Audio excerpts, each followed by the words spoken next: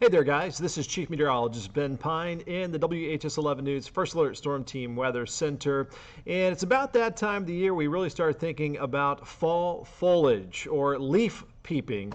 I know a lot of autumn enthusiasts love this time of year, and as we head into October, this is when we start to see those first signs that the leaves are changing their colors, losing their chlorophyll. Of course, that's what makes those leaves green. So what do we think is going to happen this year? So we typically don't have all that much variability as far as the timing.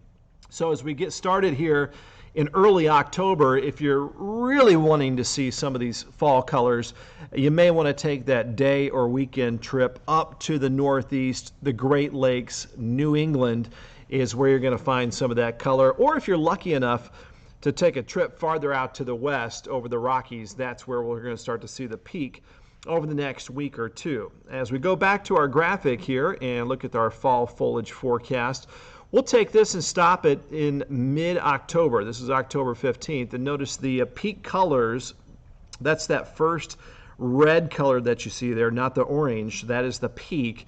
That's starting to move into northeastern Indiana, Ohio, and areas just off to our northeast. Now, as we get a little bit deeper into October, this is heading into October 22nd, basically your last week of October. That's when we start to see the peak fall colors over the top of Kentuckiana and much of the Ohio Valley, and perhaps a little bit sooner than that for some areas in eastern Kentucky and the Appalachians. And then as we head into the first week of November, sometimes we still have a lot of that color lasting into part of November. What I've found recently, we don't lose all of the leaves once they've lost their color, they're brown, they're still hanging on the trees until about mid-November is when we start to see finally a front will move through with enough wind to kick the majority of the leaves off the trees, and that's when it starts to look more and more winter-like as well. All right, back to graphics mode we go. I just want to show you also that our typical peak of fall foliage season in Kentucky, and it kind of coincides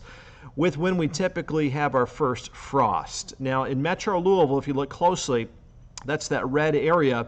That is typically mid to late October, the first time we get a frosty morning, and that's when we effectively end the pollen season, the ragweed season, and allergy sufferers should be feeling a bit better.